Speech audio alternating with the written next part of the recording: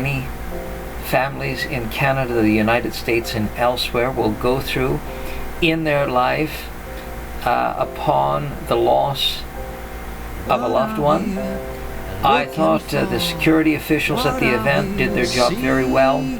As a former security official before I became a lawyer, judge, member of the high finance and diplomatic community, I was in fact both involved in security and policing, and I thought all the officers on duty did a terrific job not turning against the event, which has happened in security in the past, and the core members in attendance, and making sure that no one at all from outside the security personnel on shift did anything to harm the event or disrupt the event and possibly cause injury in a world that's becoming increasingly fragile and hostile amidst a world war build-up and some of the harsher elements of war, which are a bad example to the people and the citizens of the world.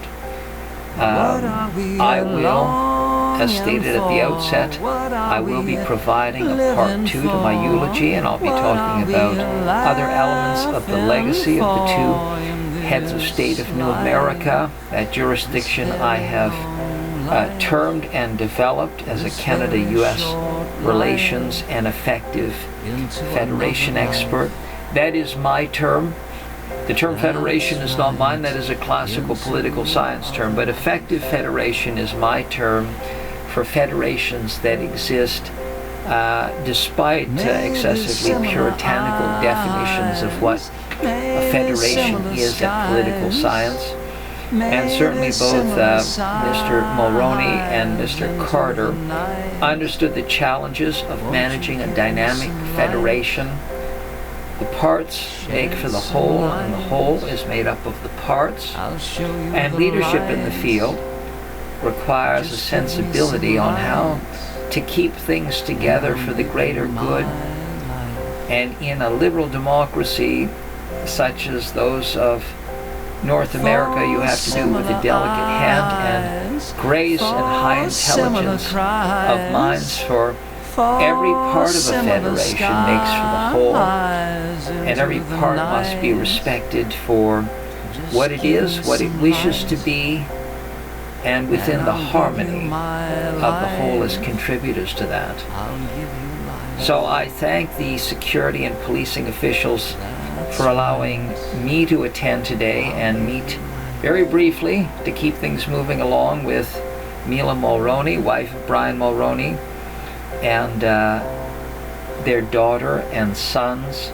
A majestic occasion for all of us to respect the civility of political life in a democracy, always challenged by the idea to keep the peace and to keep the peace well, and in light of vigorous dialogue that makes up part of a democracy.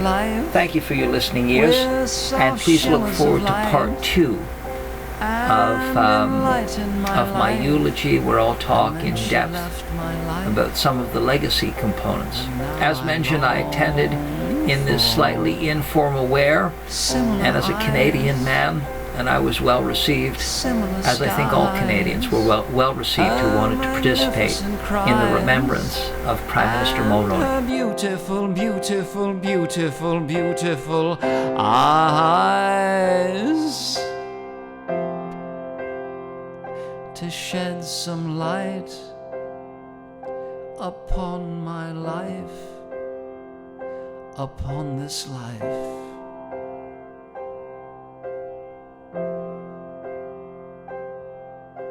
Similar eyes, similar cries, similar sights and mites and kites and rides.